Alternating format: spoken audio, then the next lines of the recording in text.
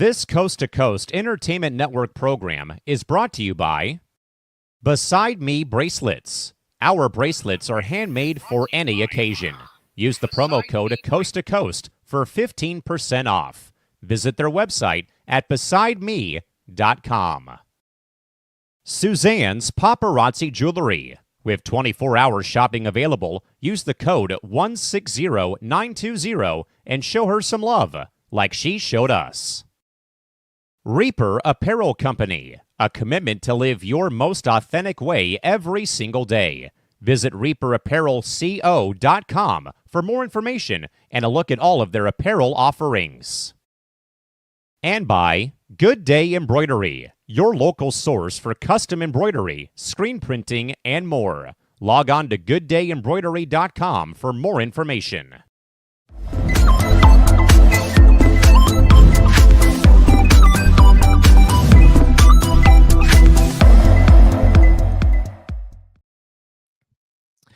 We are back in Better Than Ever on a Monday night, February 17th, 2025, about a half hour later than usual due to a nice night out with some friends to play some flick soccer, have a few brewskis. Welcome back in, folks, to another live edition of C2C at Night, live at you here on the Coast to Coast Entertainment Network, on Facebook, on YouTube, and the Callan Sports Twitch channel on this Monday evening, President's Day 2025, alongside that man, James Gonzales from Oceanside, California.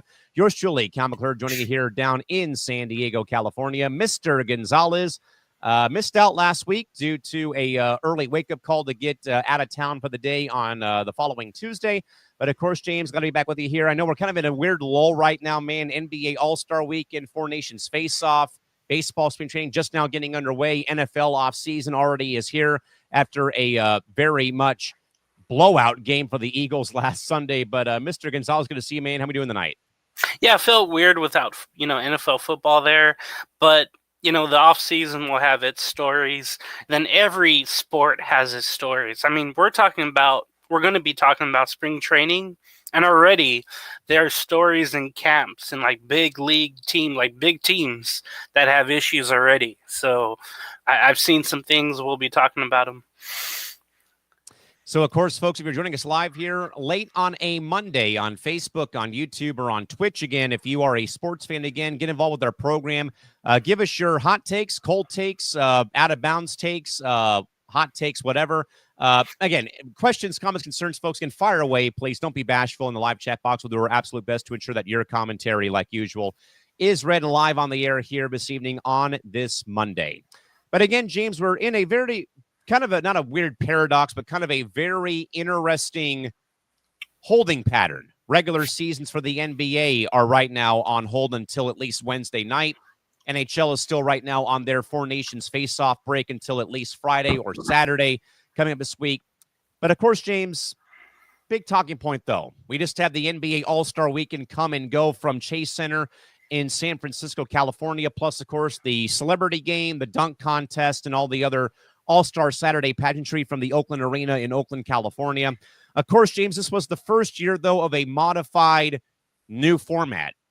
Basically, teams of rising stars and rookies and sophomores played a play-in game to get into the actual All-Star game field on Sunday, featuring the likes of TNT's talent of Kenny Smith, Charles Barkley, Shaquille O'Neal, and, of course, Candace Parker, who led the rookie-sophomore team into battle on Sunday from Chase Center. Again, James, you and I have talked on here on old platforms. We had myself, yourself, Big B, and Chris, I think back over the summer, about a year or so ago, talking about the NBA All-Star Game. Where, James, I think everyone out there who's a sports fan agrees. The NBA and the NFL have easily the two most broken All-Star games and All-Star weekend festivities. The NFL has gone the route of the flag football game and all the other minutia of the skills competitions.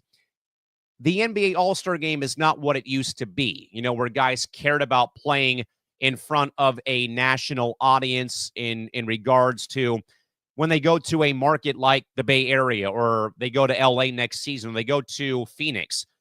Some guys take it seriously, some guys don't take it seriously.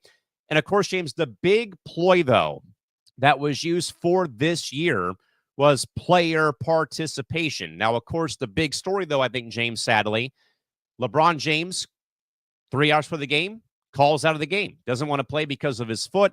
And, hey, we got, game, the second half of the season starts on Wednesday. But I know, James, that this game has, I think, been probably between the NFL and the NBA, in my opinion. In recent years, the NBA All-Star Game has been under a bigger microscope because of the lack of pizzazz, the lack of enthusiasm. Where I think, really, honestly, James, you have to probably go back 5 years before COVID-19 hits for probably the last competitive All-Star Game, where I think the only thing, James, they got right in this format was going back to the target score. But again, a draft format doesn't work. 4 teams playing a miniature tournament for money doesn't work. Where I think, James, that now I really wholeheartedly, my man, think the NBA has to, again, go back to the drawing board. I missed out on everything on Saturday and on Sunday because I was at work all day on Saturday, 8 hours of college athletics with basketball and baseball, and a full night of, Star Wars hockey on Sunday. And I honestly, James, really would not have even watched the All-Star Weekend in general, whether I was at work or not, because Four Nations was on, and there was, college basketball games were on too, as we now come down the pipeline of the final 2 to 3 weeks of the regular season. So, James, I may have piled on a lot here, but James, overall thoughts on the All-Star Weekend as a whole before we talk about the format in the game. Okay. I didn't watch a lot of the rookie no, what is it called? The Skills Rising Stars Challenge. Right. I just went to the gym instead, and then I ended up just I saw 2 possessions before the break, the halftime, and they were just throwing the ball around, and I just thought, man, that's just crap. All these, and a lot of these young players I don't know as well. I don't think the league does a good job of promoting the young players as well as they do the superstars and the older players. Sure. I think that's a problem too, because I remember. Okay, I spoke about this yesterday, I think, but I remember watching the NBA Rookie Challenge, and it was like 20 years ago plus, right? Where it had like the best rookies and stars, right? It was like, I think 2004, year 2000 even, there was a great amount of stars. And we just don't have that in that game.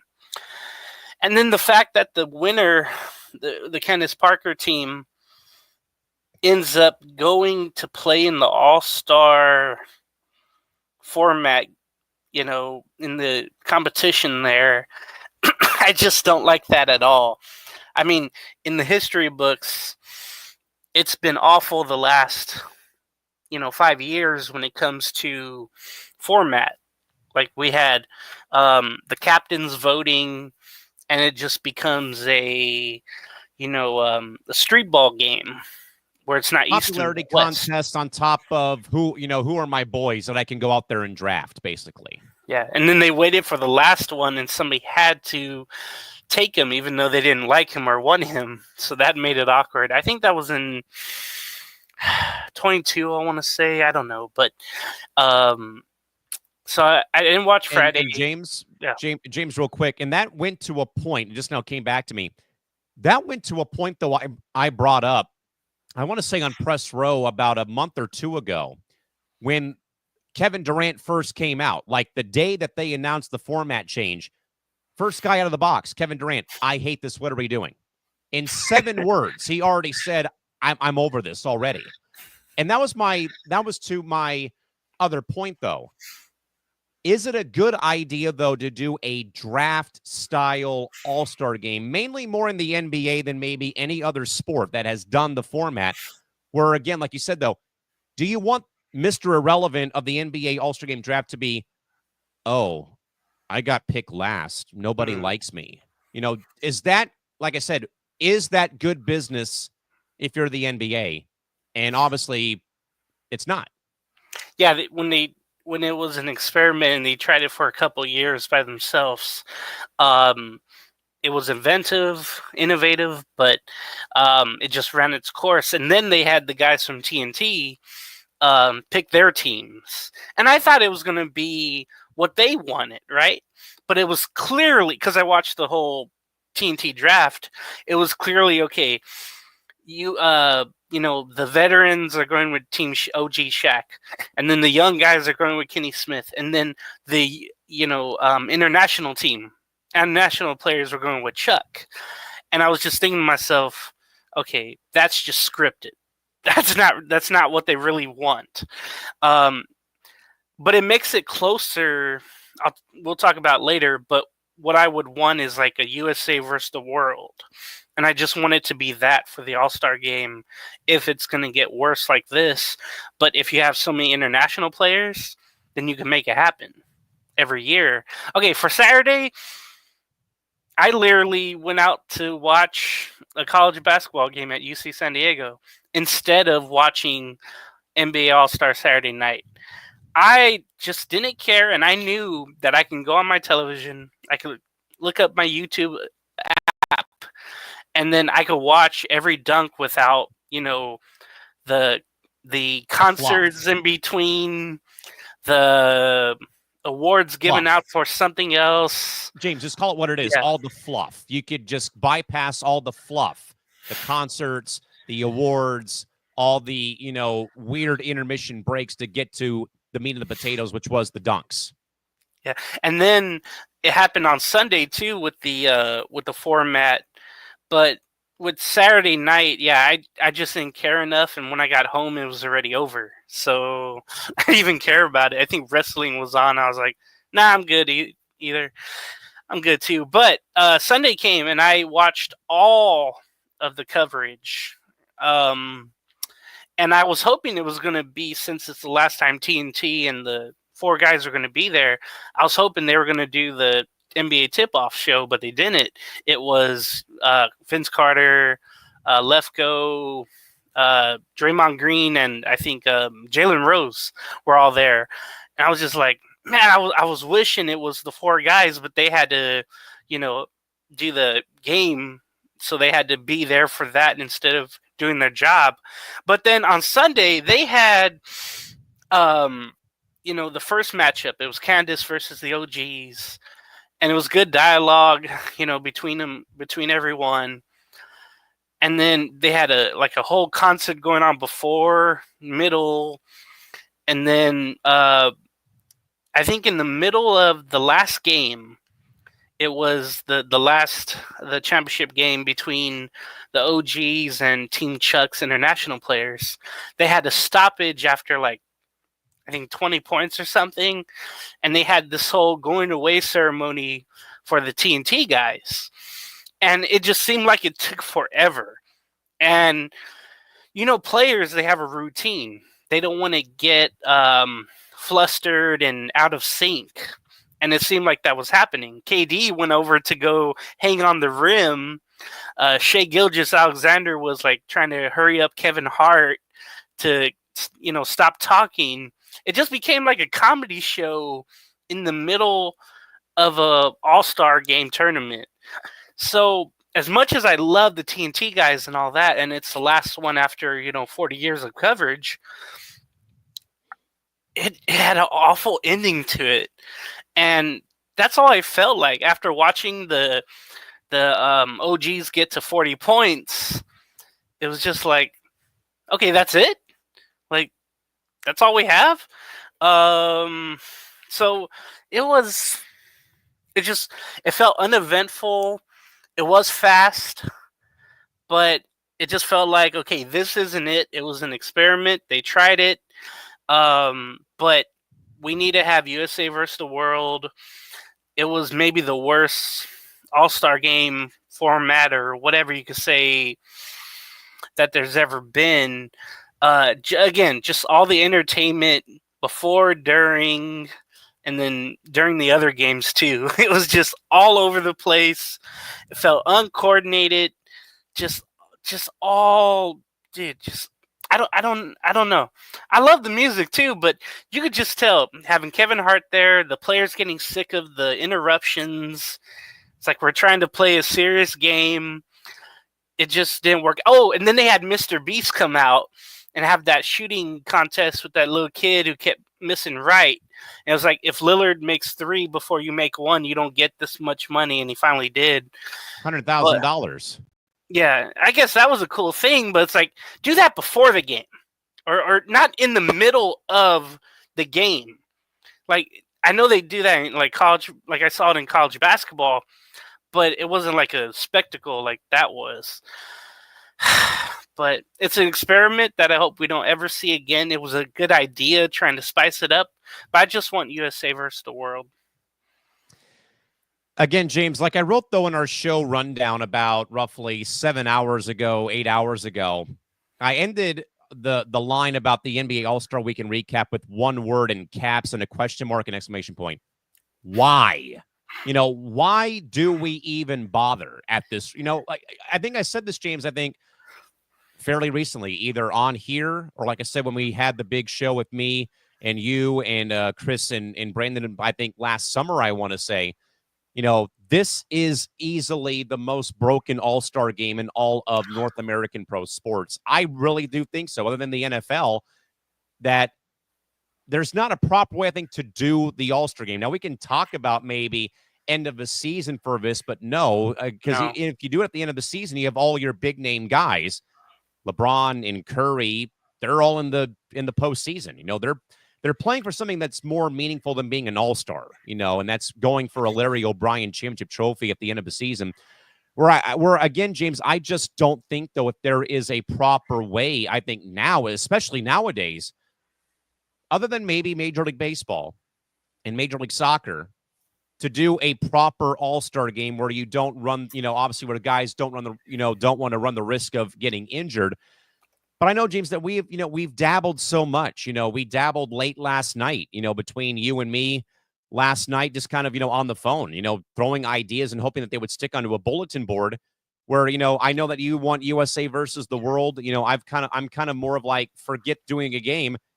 Let Callan McClurg's in-season tournament take over All-Star Weekend and let that be the quarterfinals and semis and the finals. I don't want a 3-week break to do whatever else that was talked about, because if you do that, you're going to be losing fan interest. I'm sure that the ratings for the game are going to be extremely bad whenever they do come out from the Nelson TV rating company, like I'm guessing Tuesday or Wednesday. But I just, again, James, will say that there's no proper way for the NBA to salvage the All-Star game. Now, maybe USA versus the world could salvage it, but I'm still a proponent that this, I think, just becomes a glorified like NFL Pro Bowl. You get named an all-star, but you don't play a game. As much as people want to slander the NBA Cup, then just put the semifinals and finals, that week of the All-Star weekend. And like I said, move it to a new location like you would for the All-Star weekend. Make that a big event where you can put, the sole focus on the NBA Cup finals. Still let the quarterfinals be played during, at home, home venues for the top seeds who get into the bracket, and then the semis and finals go to a neutral venue, like go to Intuit Dome next year, or go to Gainbridge, go to Boston, go to wherever you want to have the All-Star game, and the semifinals get played on Friday, and then Sunday you can have, the final game. And then if you want to have all the other gimmicks and other garbage, have that all on Saturday. If you want to keep some sort of All-Star game tradition, why not, James, just do that instead? I know the All-Stars would feel left out on that. Well, if they would actually put their balls on the table and play, we wouldn't be having this discussion right now on Monday night. Yeah. What I also was thinking, having like 1-on-1s or 2-on-2s, 3-on-3s as well. Now, I do believe, James, that Front Office Sports said that they might take that cue from the new unrivaled women's basketball league that was launched by Brianna Stewart and Nafisa Collier. They did a 1v1 tournament for, I think, a $200,000 check, and I think they also got a trophy where the crown comes off the trophy that they can put on their head, which was also pretty cool. But even then, still think, though, James, with where the current state of the league is right now, with how players are, that right there could be one where guys feel embarrassed and guys are like, oh, I lost. I don't care anymore. Yeah, and then they don't Again, want to like lose. I said, is that right there, though, good business, though, for the NBA? I don't think it would be. It gets me to my other point, too, because when I was watching the Vince Carter segment on TNT, he mentioned that he would love to see the stars come out and be in the dunk contest. John Morant, after McClurg, won the event. By the way, Sadly, folks, for the third year in a row, I did not win the dunk contest. Thank you for your concern. So it was great that he jumped over a car and he got over it. I would have loved to see it with the hood up, with the actual hood up. They always jump over a convertible. Blake Griffin. I still think, though, if you're going to jump over a car and it's a convertible, you have to, make the dunk, land in the driver's seat, and drive the car out of the arena for a perfect 10. Yikes. I don't know about that, but like Blake Griffin jumped over the hood of a car, not the Kia, but not the over actual, the top. not the whole thing. Yeah. Yeah. See, that's what I would want to see. But again, a G leaguer winning 3 years in a row who never gets to play in the NBA. Goes to the point, though, James. That is embarrassing that the third year in a row that somebody who's not named Callan McClurg but happens to be on the same name length as yours truly wins it for a third straight year. That's just beyond embarrassing for the NBA that a AAA player playing in, Osceola, Florida, or Vince Parker's brother's team in Orlando, or what the Magic organization, that he wins the dunk contest for a third straight season. That's embarrassing. I didn't even know what the Magic team was or where they were until like a week ago. But John Morant put out a tweet saying, hey, maybe after this I should do it. And then Giannis said, maybe I'll join you. But Vince was saying kind of what I think everyone's thinking, where the stars were doing it, right? And there was no feeling bad if they lost either. Like Kobe did it in his rookie year. And then you had, Vince Carter doing it. And then before that, of course, you had Michael Jordan, Dominique Wilkins, Dr. J. Gerald Hawkins. I don't know if he did a dunk contest. I feel like he might have done it, I want to say. Yeah, but I think it all starts from this 1976 ABA All-Star, the dunk contest. It all started from there, and they had their best players do it. Like David Thompson, Dr. J, of course, who won it with the free throw dunk. Moses Malone, maybe? I got to go back and watch it, because those two I know made the final, and those two were like the highest flying people at that time. But in '84, I think was the first NBA one in Denver as well. And Dr. J was there, Larry Nance. I can't remember the other competitors, but it came down to those two, and Larry Nance won. It was cool, too, seeing Vince Carter or listening to the commentary of him critiquing every dunk. That's like having the best expert at whatever field, him dunking, doing the dunk contest. I thought that was cool. And ironically enough, Vince Carter giving dunk analysis not in the same arena, but in the same area where he, of course, did the famous "It's over, putting his whole arm through the basket at the Oakland Alameda County Coliseum Arena back, I think, 25 years ago.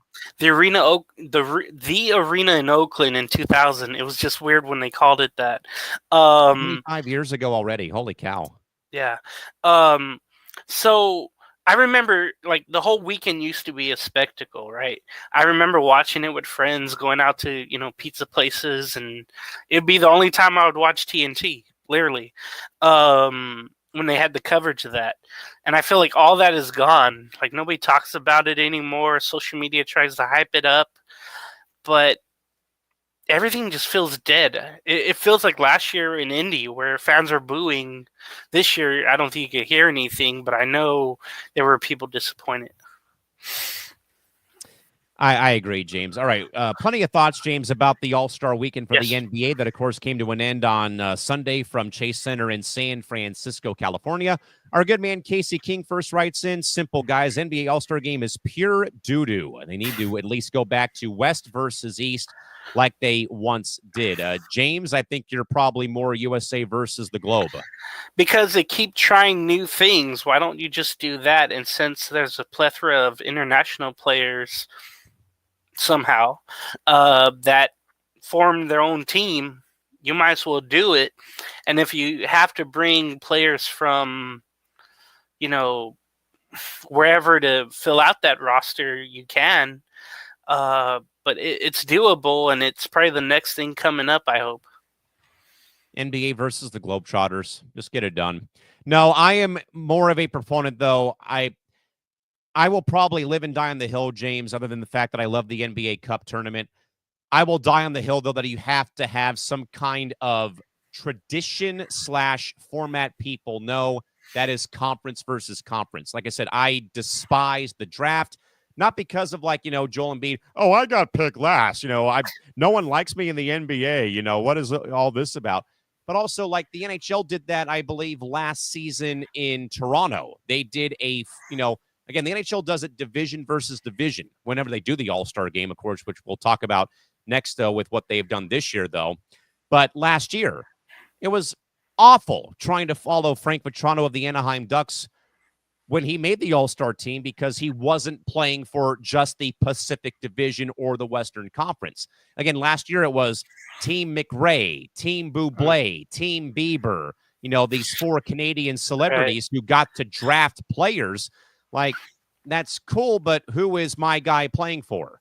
Oh, he's not playing with guys from LA or from, our division. I'm not going to watch this. I mean, I watched the first part of it, but I think I had to go to work anyway. But it's when you don't have some kind of set boundary, like the Western Conference plays the Eastern Conference, or in the AHL's case, the Pacific Division plays the Central Division, the North and Atlantic, that part is fine. But when you have to start tapping into, hey, please welcome, San Diego's own Callan McClurg to draft the team for, team 1 of this, of the All-Star Game, that begins to lose the interest. I get what we're trying to do, but the average casual or diehard fan who wants regular All-Star Game formats, they're not going to approve. The ratings will take a hit, though, when you do something like what the NBA did regarding, okay, I get it, though. It's 4 basketball greats, Shaq, Kenny, and Chuck, and then Candace Parker.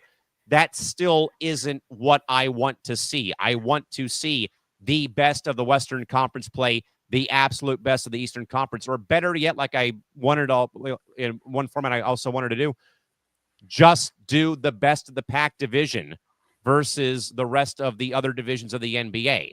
Again, James, I know that we could do USA versus the world, though, but I do think it would get stagnant, though. I even think, though, after a year or two, because if Team USA keeps on winning the game, it's not going to solve anyone's problems.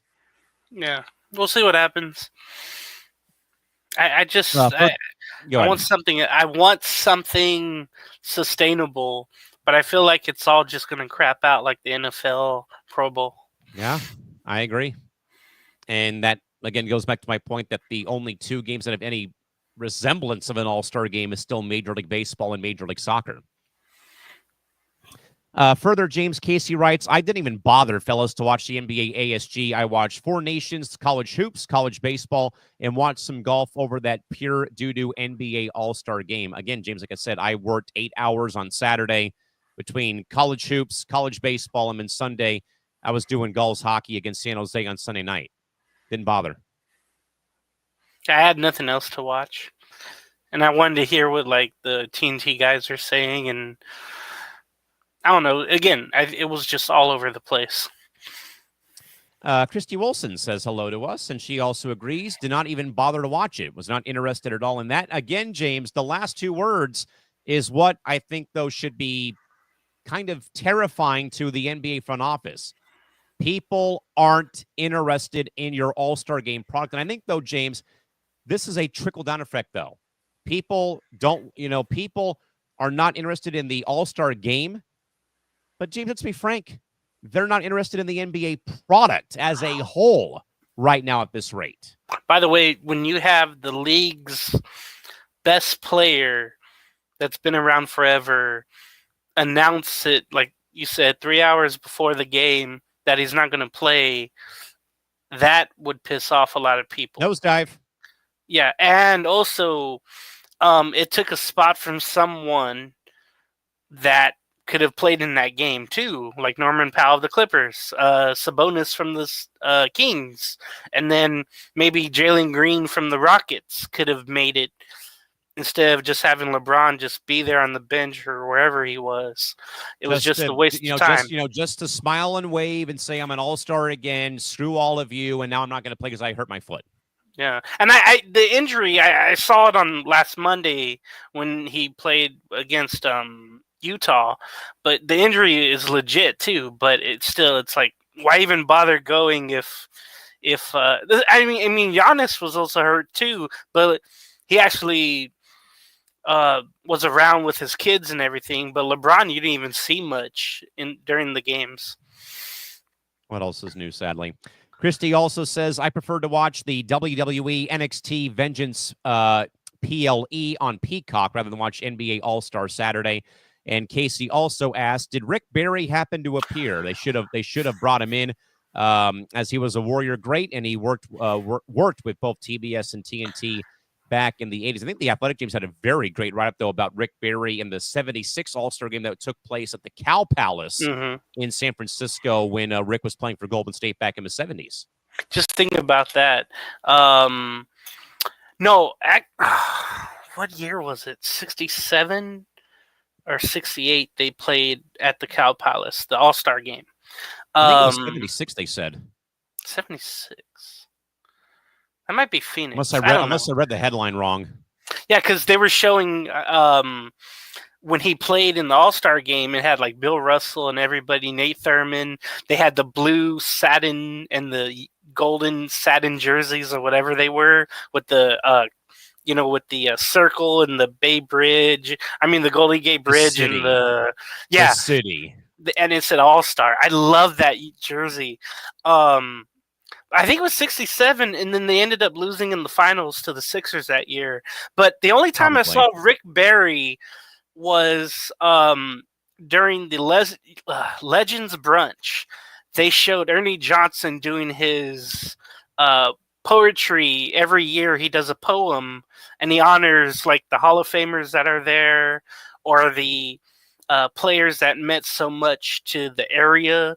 So he shouted out like Gary Payton, Rick Barry, I can't remember who else, but he rhymed it. He does it every year at the Legends Brunch. And then also the cool thing that happened, you know how Saturday they have the practices, like Saturday afternoon, morning, whatever it is, yes. Saturday morning.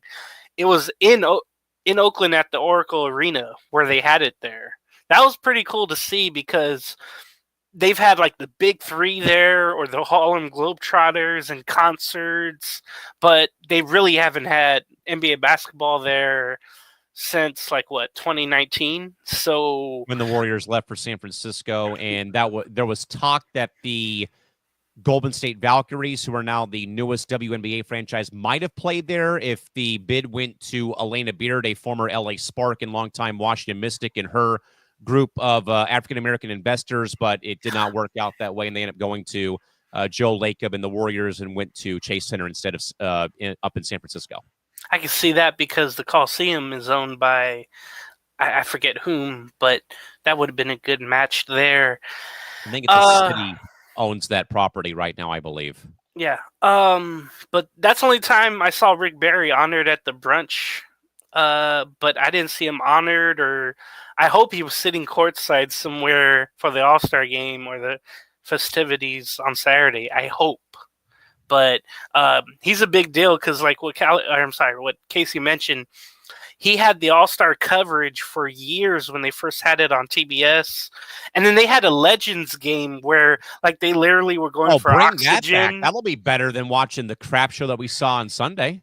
The Schick Legends game or whatever it is. You have all these old guys like walking down the floor or whatever. I got to go watch that one day. But Rick Barry was in that, and they show him getting oxygen. But yeah, he was part of the dunk contest half court coverage. game only, not full court. We're gonna just play half court.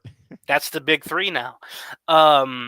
But he did all the coverage of all the dunk contests when Jordan was winning it, Wilkins was winning it, and then later on too. So Rick Barry had a huge part of like TBS and Turner Sports when it came to basketball. Like he did games with Bill Russell.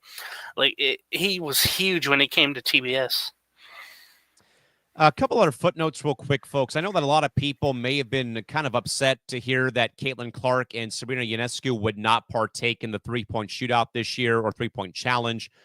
For one thing, the NBA canceled the event. It was not the fault of Caitlin or Sabrina. Sabrina is currently playing in the Unrivaled League down in, I believe, in Florida. Again, that's the league that was started by Brianna Stewart and Nafisa Collier. That had their 1v1 tournament that came to a close, like their version of the NBA Cup, come to a conclusion, I believe, over the weekend as well before they resume regular season play. But also, Caitlin Clark, though, I heard today, James, deserved the break that she has been given from, the whirlwind of playing, at Iowa, getting into the WNBA draft, leading the Fever to their first playoff berth in, I think, 10 years roughly. But rightfully so, though, James, she did not want to said no thanks to the NBA All-Star shootout or for the contest because the WNBA All-Star game is in Indianapolis this year at Gainbridge Fieldhouse, and she said my first one will be at my home arena. So for anyone who wants to slander Caitlin or Sabrina, there's rightful reasons why that they did not go forward with it. Due to, again, Sabrina with commitments already with Unrivaled, and also, as I already said, though, but Caitlin Clark said, no thanks for one to catch your breath finally for the first time in months, but also rightfully so, James. WNBA All-Star Weekend is in Indianapolis this upcoming summer. Why not have your first one be in your home arena? That sounds cool to hear, and it's just gonna propel her in the league so much more. And yeah, if there's anyone who deserves a break, it's Caitlin Clark because she and Boston literally willed themselves or the Fever into the playoffs. And she was scoring all these points every game, just almost carrying the league in a way. I know people don't want to hear that, but yeah, anybody who deserved a day out. And also, I want there to be a point where they have an NBA player going to do the challenge at the WNBA festivities for a three-point contest. I think that would be awesome. I don't know how to feel about that. Though I know it'd be nice, I don't personally think that there needs to be more NBA saturation at the women's NBA All-Star Weekends. There's plenty of great players that are already there. I don't think you need to add any NBA influence into their weekend. I know there's caveats, James, but I think that you need to kind of keep them in a way away from it, because right now what we're doing here, what this league is building right now, James, with Clark, Reese, who might become, with Cameron Brink, and then, Paige Beckers maybe going to Dallas next season. You don't want to, I think, add in NBA influence into what's already right now a very great growing product. Let them grow on their own. We don't need to bring Steph to Indianapolis next season or Clay next year to, add their, I know that might be a great thing, but I think that let's let them in a way do what they're doing right now to elevate their sport that I know, James, has been stabbed in the back so many times year in and year out. And let's also remember, we have expansion teams coming into the WNBA over the next 4 years. By the way, small tidbit again, as mentioned, the Golden State Valkyries will join the league in 2025, will join the league this upcoming summer. Portland will join the league in 2026, Toronto in 2027, and just announced, I believe, over the weekend, Cleveland is back in the league in 2028. The Cleveland Rockers are coming back for the first time since 2004, I believe. And, my God. One better footnote, James. The WNBA has already filed trademarks for 3 other names of teams of the past: Charlotte, Houston, and I believe Florida might be the other market. I believe. Sacramento, I don't think we'll get a team again. Orlando Miracle. See, but I think it's either going to be Orlando or Jacksonville. And also, one further one, Nashville has now entered the running too, thanks to a bid by Candace Parker, and the team would be named after Pat Summitt. The Pats? The Nashville Summits, or Nashville Summit would be the team's name. Okay. I'm down with that. And they would also carry on the legacy of the Lady Vol orange and light blue color scheme. Okay. So there was Miami Soul. What was Portland's? The Fire? Portland Fire. That's Christy Sides, who was Caitlin Clark's head coach this past year, was one of the big stars of the Portland Fire during their three-year run at the Rose Garden up in Portland. So I love all these names, and all of them just remind me of when I was really watching it in NBA TV. And also, and I think the beauty though, James, was you had the great crossover, like the Suns and the Mercury. You had the Magic Sting and the Miracle, Hornets. the Sting and Hornets, the Kings and Monarchs. Blazers and Sparks, Fire. Lakers. Okay, I kind of got that. Sparks and Lakers. I believe it was I think it was either Jerry or one of the brothers who came up with the Sparks name for the Lakers. But like the cross promote Wolves and Lynx. Yeah. The Knicks and the Liberty, not quite, but again, Statue of Liberty. So I get Warriors and Valkyries. The Valkyries are the female warriors of, I believe, Nordic lore and descent. So that's why they're called the Valkyries and not something else to go along with the play on the Warriors name.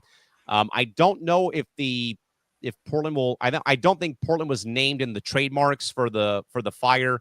I know that the team in Toronto is going to be called the Toronto Tempo, and they're going to play their games at the Coca-Cola Coliseum, where the Maple Leafs have their AHL club playing their games in Toronto. And I believe that I also reported that they might be doing like a bit of barnstorming, playing games in Vancouver, maybe games in Montreal at one point in time. And I also know that trademark names was Cleveland, Charlotte, and I know that Houston was also a trademark name too. But regardless, though, that league, James, will be at 16 teams in 3 years. Bring back the comments. I'm down with that. Absolutely. To not have the original dynasty of the WNBA not being a part of it for almost 20 years, it feels like. It's bad. I agree 100%. With that, though, James and mine, we'll move from all things hoops to all things hockey, my friend. The NHL is also kind of in their de facto All-Star Week break, James. But though, James, it's been epic. They have launched the Four Nations face-off, and certainly, James, this has, I think, roped people like yourself in who are not really big on hockey into it, because we have, James, the first time, I believe, since 2016, if not 2010, the first legitimate NHL best-on-best tournament. And, James, it proved the point on Saturday. Team Canada, Team USA playing at Bell Center in Montreal. Not one, not two, three fights in the first 9 seconds of game played. Team USA also beats Canada 3-1 to win the top overall seed and move on to the title game on Thursday. Canada also punched their ticket earlier on Monday morning by defeating Finland to move on into the final game on Thursday in Boston at TD Garden. James, I will tell you what, man. This event right here, I believe, is what will put every All-Star game to shame and every All-Star game in North American pro sports into the graveyard. The NBA, the NFL, maybe MLS, and maybe even Major League Baseball, because, James, All-Star games are one thing, but you have players going through the motions, as we saw on Saturday and Sunday in regards to the NBA All-Star Weekend.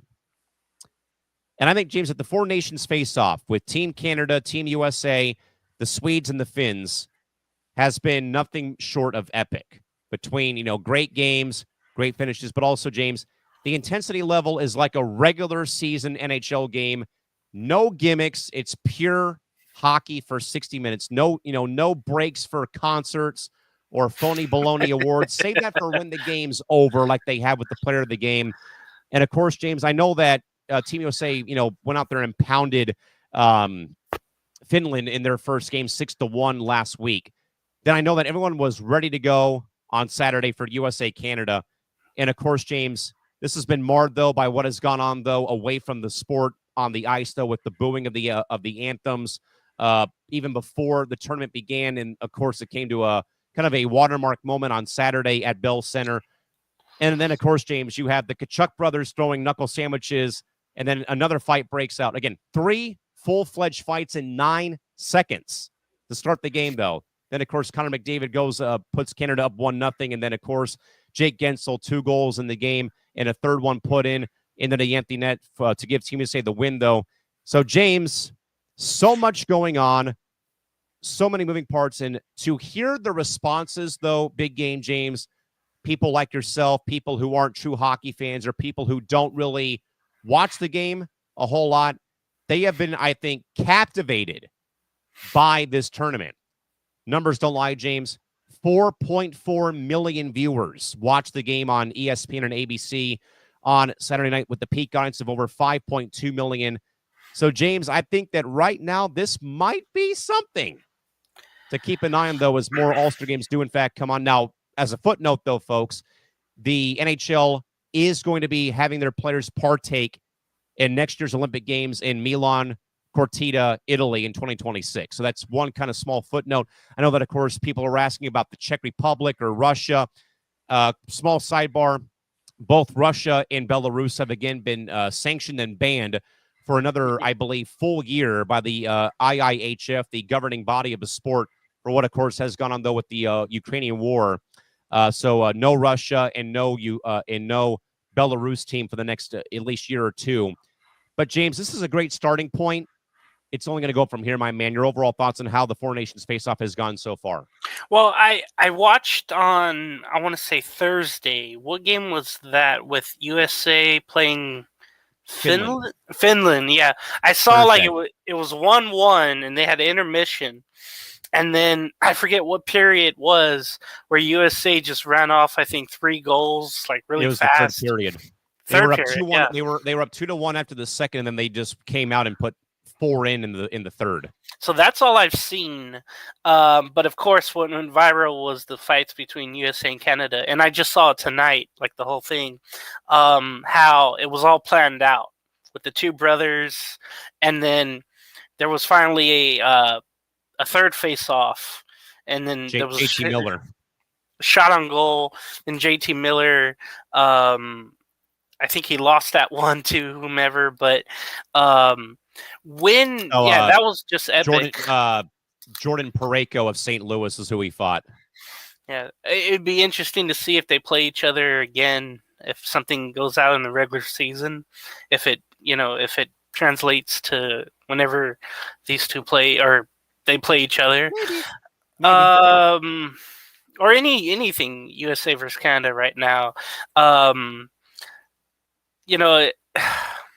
What's unfortunate is that we saw like a couple of bad incidents that happened in the regular season before the All-Star break, and I think that was like, of course, that was awful too. But to see it get, country pride and fighting and all that, it's something that you don't ever see in All-Star games. If there's an injury in like the NBA one, it wasn't meant to be. Same thing with the other ones. There's no more hitting in the Pro Bowl because it's all flag football now in the NFL game. But so yeah, that fight went viral, of course, and the Canadians loved it. USA loved it. Yeah. Okay, can you tell me? You said there's a game on the final is coming up. Did you say? What's the schedule? Yeah, like? The final game between USA Canada is on Thursday. Okay, is there a time for that? Because I want to watch it. I believe it'll be at 5:00 Pacific time. Okay. Yeah, I'm gonna make sure. Is it on ESPN? I will double check. I do believe it will be. Okay, because I want to see that. I'm literally putting my alarm in for that day. You literally got me hooked right now. I'm like, I want to see the ending of that because, I love playoff hockey because if it's a blowout, then you'll have the instance. But if not, you have the purest form of the sport where everybody's literally trying to score and not mess around. So I really would love to see that for Thursday. Yes, 5:00 Pacific time on ESPN. And you know how much I love Subban. Yes. and his outfits. He had one on that Thursday. It was awesome. He's always got the great outfits on. Messier is next to him, right? And those Yes. two are always that team is always Steve Levy, Mark Messier, Levy. and PK Subban. That is like, I watched them a lot last year, and they're definitely a favorite group of mine. Yeah, I mean, James, you know, the intensity has just been awesome. And, you know, I think that was the big burning question I want to say that ESPN or I think TNT had on Thursday last week when the tournament began, you know, with, you know, Team USA playing Finland, Canada playing Sweden, was the main thing. I think the main burning question was, you know, will these guys take this tournament seriously? And I'm like, of course they're going to. Why would they not? You know, I know it's like, well, this is like a de facto all-star game and all-star break. And I'm thinking, I'm sitting on the couch though, like, no, if those guys have the maple leaf, the three crowns, the lion head, or the letters of USA on the front of the jersey, they're going to take this game seriously. That's the only sport with the All-Star game that they take seriously. It's awful. 3 fights, yeah. Yeah, and to no avail. You had 3 fights in the first 9 seconds of the game between Team USA and Canada on Saturday. Were they pre-planned? Yeah. But did anybody in that building think that was going to happen? I don't think so. No one had the intel for that. So I think, James, and that's why I think, though, that this tournament, and I just saw a kind of headline on Yahoo, could this be a blueprint for the NBA All-Star game? They're not going to fight. They're not even going to try. Not about the fighting part of it. I'm more like something like this, like you said, though, like you want USA versus the globe for the NBA All-Star game. You know, could this, you know, this style of a tournament All-Star game be what we want now for All-Star games? Like I said, MLS, for example, they compose their own group of All-Stars to play against another club from Mexico, South America, from Europe, from Asia, to see where is American soccer at when they do, in fact, go that route. But this tournament, James, has been so fun, so great, and more importantly, it's gotten eyeballs, James, you know, like yourself, for example, people who think they know the sport and they don't know the sport, that it's on people's radars now. And I think a lot of people probably said, you know, they heard about it, and again, they're sharing their thoughts like, this is hockey at its best. You know, I recall telling a friend of mine, this is old-time hockey, you know, where you see fights like this break out every few seconds. Again, me personally, I've seen 3 fights in less time. I've seen 3 in 3 seconds. I've seen line brawls break out 5 seconds into a game, like between New York and New Jersey earlier this season. They literally had a full-fledged melee breakout off the opening faceoff this season. So getting people behind the sport, and let alone that Team USA wins over Canada, it snapped. I think it snapped a 26-game winning streak for Canada, unbeaten that they had been for a while here. But this, I think, James, is only going to be, I think, further amplified by the Olympic participation next year in 2026. Yeah, I'll definitely be checking it all out on Thursday. Can't wait for that. So again, folks, USA Canada round 2. For all the marvels of the four-nation face-off from TD Garden in Boston, Massachusetts. 5 o'clock Pacific time on Thursday on ESPN from the Garden in Boston, Mass. Casey King agrees. Playoff hockey is the best. I mean, James, you know, we can talk about, like, playoff baseball, and, you know, I've heard a lot, you know, oh, playoff football is the best. It's one game. You can't make any mistakes. James, imagine 7 straight games, though, like, you know, like 7 straight Buffalo versus KC games in the NFL. Imagine that. You know, that's why playoff hockey, you know, that's why playoff hockey, and that's why the Stanley Cup is the hardest trophy to win in pro sports. Don't at me. I think the reason, too, why I like it, I don't have a favorite team. So I can go in there and just have a common rooting interest, you know, for a great game. Like, hopefully it goes to overtime. You know, hopefully we have 2 overtimes. Hopefully we have, you know, 5 game 7. I've seen 5 OTs. I've seen 6 OTs. Give me a break. Yeah. There was, I forget what it was, but I watched every overtime. It was like 5 or 6 of them, and it was in the playoffs too. And I was hooked. I was literally hooked. That was probably Pittsburgh and the Rangers 2 years ago, I think. Probably, yeah. They played. I think they played 4 or 5. I remember the Ducks played Dallas, and they went to. I think they went to 5. Probably that too. I remember, yeah. 2003 conference semifinals, game 1. That's like the only. Okay, that sucks. The only time I remember watching like playoff hockey was when the Ducks were in it, literally. And then I started like it all started with Vancouver and Boston in 2011. The Game 7. It all started with that. Like that's where it all starts from with playoff. The like true playoff hockey. Watching that. Now, James, I will say though that I was intrigued by how they went about doing overtime on Thursday when Sweden rallied to tie Canada. They wound up losing. And this, James, has kind of been, and I think I talked about this on Sports Hour, I think a few weeks ago, where I think you had posed a question about if you were a commissioner for a day or of a league, what rule would you change? And that was the one I went with, was that regular season overtime in the NHL, the AHL, the East Coast Hockey League. It's not quite as dramatic as I think it could be, because now you've gone, like I said, you've gone to 3-on-3 for 5 minutes, then you go to a shootout. And the problem I think the problem I laid out though is that the problem I have though in a very small way with it is that it's all about puck possession. You don't go right down and try to score, because if you do, you're going to get caught on a bad change. They can come back down and score. Where you literally hold the puck, you come into the zone, you come out of the zone, you go all the way back across the red line, back to, pass the puck back to your goalie. And that was a problem I did have, or I kind of have had though, as a hockey fan, even hockey announcer, is that I want there to be action. Like I think I posed the rule. Once you get across the red line with possession, you can't go back across. Like you can't do it over and back like you can, but like in basketball, like you can't go beyond the timeline once you get past midcourt. That there needs to be something to inject life into the 3-on-3 5-minute overtime, where in the tournament, James, they've gone 3-on-3 for 10 minutes. Then I think after that they go to a shootout, where it still kind of felt a little bit stagnant.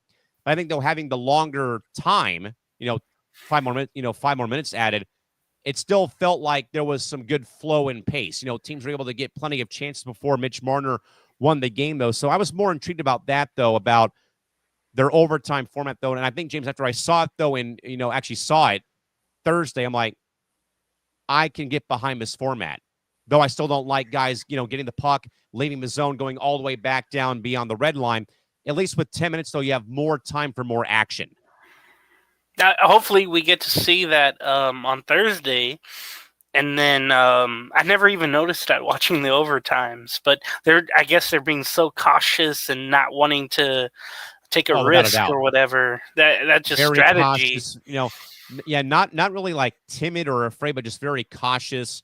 Try to wear down the opposing team with their 3 players out there, keep them out there for a sustained shift and trying to go in and score, when they're all tired and, they're standing straight up and down because they're gasping for air because they've been out there for 2.5 or 3 minutes long. Casey King mentions that the NHL will resume on Saturday. If I'm home and something's on, I'm going to definitely be paying attention for that. I believe the Ducks are in Boston to start the season or resume on Saturday. Wow, that's a way to start up the second half. I think they're going through Boston, Buffalo, and I believe Detroit. Isn't Buffalo? They're having a good season. Or am I tripping? No, they're not. No, right? they're scuffling big time against Sadly. And that was my bold prediction was that they're going to make the playoffs this year. Sadly, that's where I get it from. Lindy Ruff, come on now, love you, man. Yes, Casey agrees that the season resumes on Saturday, but he has enjoyed the tournament. I think, James, like I said though, James, it's just weird though that we spent almost an hour of our program talking about one broken All-Star game and talking about a in-season tournament that has been way better than any All-Star game format I think we've seen in recent memory. Polar opposites. NBA All-Star game was a crap show, and now here we've got we got the Four Nations face-off, captivating the minds of people like you and me and Casey and people who think they know hockey when they really don't. I defer to you always. But with that, James, we'll go now from the frozen rinks. I smell some fresh cut grass, James, and I see pitchers and catchers in Arizona and Florida, my man. Spring training is officially here. And more importantly, James, the full squad and full family is in town for the spring warm-ups as we do, in fact, James, begin games, I believe, on Wednesday to kick No off way. the spring schedule with the Cubs and Dodgers playing before they go to Tokyo for the first 2 games of the regular season. James, big headline, though, coming out of Tempe, Arizona, made early on Monday morning. That is the Angels moving Mike Trout for the first time since his rookie season back to right field, since he was a rookie in 2011 when he came up with the Angel organization. Of course, James, it was also on the heels of the other not really surprising announcement of Anthony Rendon going under the knife for hip impingement surgery over the weekend. He'll be out probably the entire 2025 season. But more importantly, though, James, I wonder, though, if this is the right move, though, for the Angels to move Mike out of center field. I get where they're coming from, though. I can look internally. The Padres moving Fernando Tatis Jr. from shortstop to right field, though, where he's, obviously won a platinum glove. But, James, your overall thoughts here. Again, I understand, though, what they're trying to do, though, trying to stay cautious with Mike and his health. Again, he's had, the knee. He's had the ankle. He's had the calf. He's had the bad back. He's had this and that. James, though, is this, though, the right move, though, for the Halos to move Mike Trout out of center field to right field, though, and to play a corner spot for the first time in 14 seasons coming up in a couple of days here? Yeah, I was trying to remember that 2011 season when he was brought up and he was wearing the throwback jersey and all that, and he was out in right field, and it's like, who the heck is this guy? Found out the next year what he was. I think this probably should have happened 4 years ago. The writing was on the wall with the injuries, ever since 21, 20, that he needed to be more cautious and the team needed to be more cautious with him. And they're hoping, too, that not only will he, DH and even play some center field as well, but when he's in right field, he can display that arm that he really has that's really good. So they're hoping that, he'll throw out some runners, runners trying to go to second, third, or home, or whatever the case is, more often. And then it'll help Joe Adele. It'll help Mickey Moniak, who played more center field, but Adele would play center, and to see him change positions, that might not be a good thing for him. He didn't do well in center field, but he's going to have to now. So it's a big risk for Adele to go there, but they have no one else, clearly. Moniak can't hit to stay in the lineup full time, and then Adele did great in right field, but can he do it in center? But for Trout, this helps him save some years on his knees. He's had incidents, running, and just last year he had the two injuries, and the knees just did not hold up. And I just want to see him DH more. I think that would be even better. Just know when enough is enough, really. There's one thing I was going to say about Trout, but I forgot. In 2011, he came up and played right field, and I swore he played left as well, but I guess he didn't. I think he played left the following season. Because Hunter was in center, so that's why I have that in my mind. So he's played everywhere in the outfield, so he's well experienced. But in right field, you don't get as many, chances, and I think that's really, really going to help him. The Angels in right field can do something, like Trout Farm, but in right field. They can do that again, because I remember Trout Farm was in left all those years. Still is. Yeah. So it's a good thing to save him. It's a good thing for the young guys to get the experience in center field. Left field's going to be a plethora of guys with Ward, Soler on, the days that Ward is off. That should be an adventure. And the Rodon situation, saw it coming. It's just odd timing, or perfect timing, I guess, with Yohan Makata being signed by the Angels. Remember, he's the failed, big prospect with the Chicago White Sox all those years. Has been bouncing around trying to find a home. I was just thinking about this on my way home tonight, where if he comes out and shows well in spring training, Makata can really find himself again and know that third base is his the whole season if Rendon doesn't want to play. To get the surgery so, late into the off season and into spring training, that just pissed me off. That just shows me he don't want to play anyway. It's a hassle for him to play games. He gets paid no matter what. It's almost like we saw him in his last Angel game last year. He always says some stupid stuff, and I think it's just time to cut him, honestly. And I want him gone. I know it's gonna pay, they're gonna have to pay for it, but $70 million, and I heard a report, James, that they don't have injury insurance on him. On him. So they can't really do anything with that. So it's just fitting that he could have did it in the off season. It felt like the Scottie Pippen move in The Last Dance, before the last season, how he elected to have surgery at the start of the season because he was thinking about himself and free agency the next year. It just reminded me of that with Anthony Rendon. It's just been a failure with him, and I nobody can stand it anymore. Literally, he's done in everybody's thoughts. Yeah, James. Let me first get to Mike Trout, though. Is that I think this could have been done a few years ago. I mean, once he kind of got the injury bug kind of, going and stuff, that maybe you could have made the move, though. But again, you'd be talking about having holes, though, in center field or having holes in left field, with what they have at their disposal.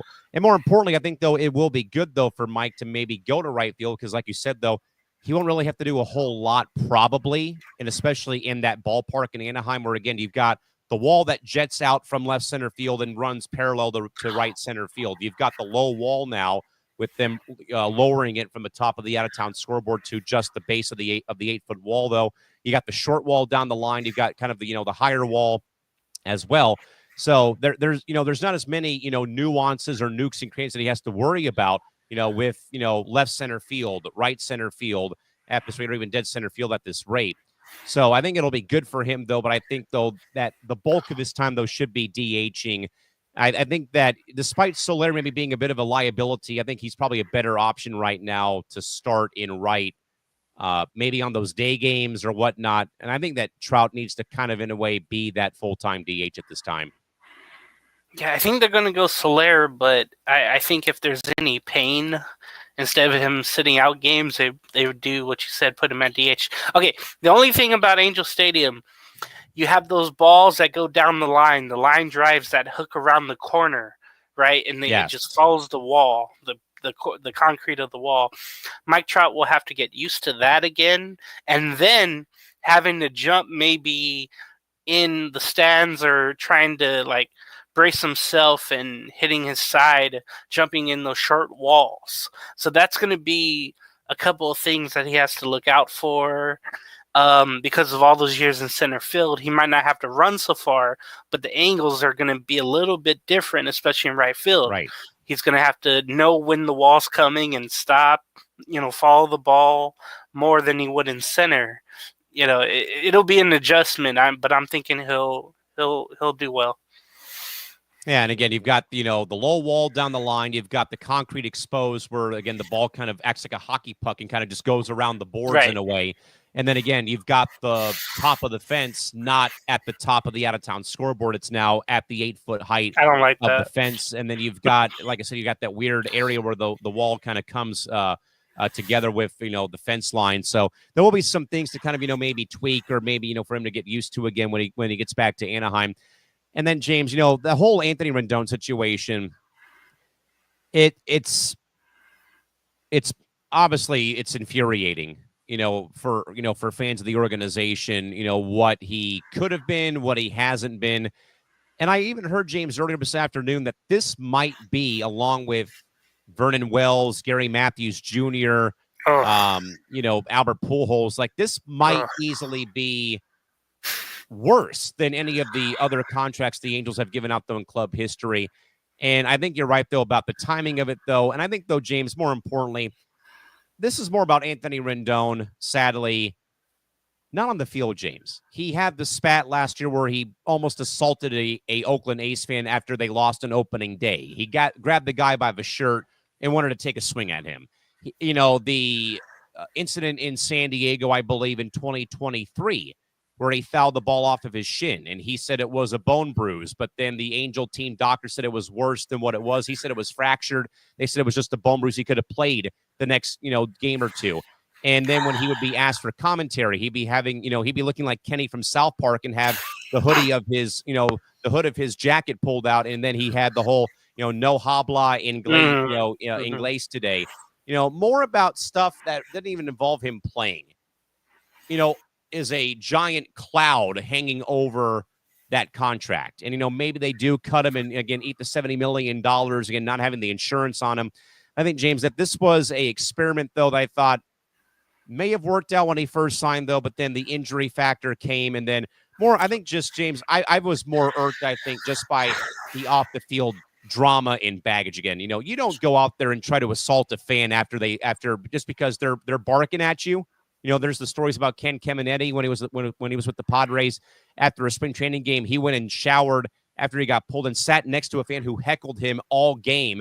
And he said, you want me to come to your job and heckle you? And they made peace about it. But this is not, though. But again, if you can't take the heckling and the barking and chirping, get out of playing sports. And I think, though, that issue is one thing. Then I think, like I said, he fouls the pitch off of his leg in San Diego 2 years ago, and he said it was fractured.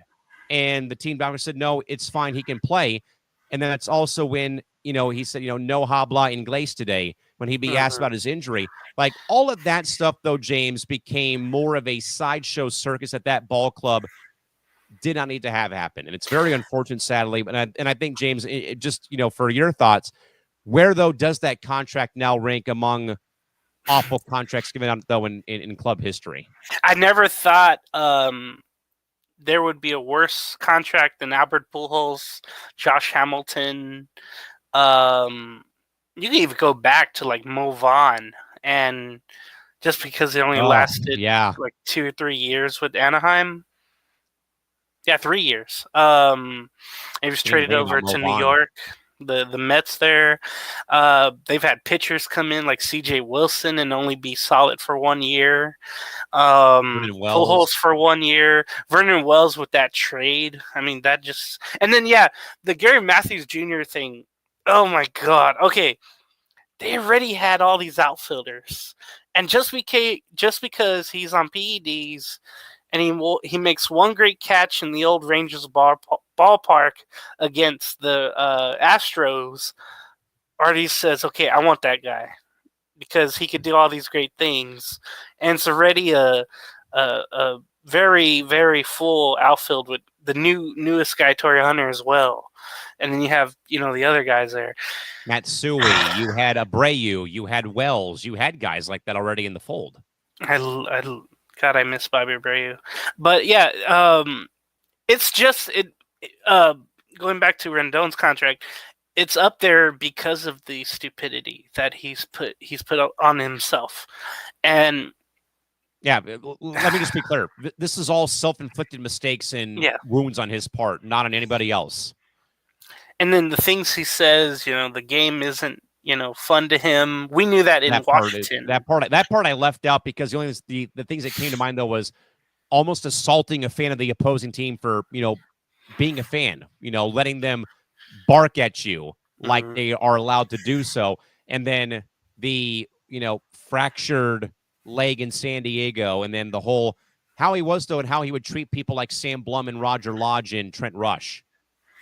Yeah, I don't know. I would have to go back and see the other contracts, of course, but it's right up there just because of the other stuff he's done. And then yeah, the way he's treated everyone, it's just been just awful. And again, I just wish I wish they would just pay him to go away. It would make everybody better. I know the teammates tell him, "Oh yeah, he's a great teammate and all that," but I don't know. I just don't see it. I think they're just James, go ahead. This just came into my head because I read a story when the announcement got made about the surgery that Rendon's undergoing for the hip impingement, and I know he's had like lingering hip problems though, like legitimate problems though his whole career though, sadly, back in Washington, now even here in with the Angels. But I read though a damning quote from Angel GM Perry Manassian that I believe he told to Sam Blum of the Athletic, the Angels beat writer, where he said he may be paid a lot of money, but guess what? He's like every other guy in our clubhouse. He will have to earn his position playing third base. It's not going to be handed to him. And I think, James, that's why he went and got the surgery. Yeah, there was talk that Makata is going to play third more than Rendon is, and all of a sudden Rendon just says, "Oh, I'm out. Yeah, my hip hurts. Yeah, I need surgery." Yeah, I failed to mention that when it came to Makata, just because it just didn't seem like that could be a possibility. But we all knew that was coming too, where it's like, okay, I'd rather have Rendon on the bench if he doesn't want to play anyway.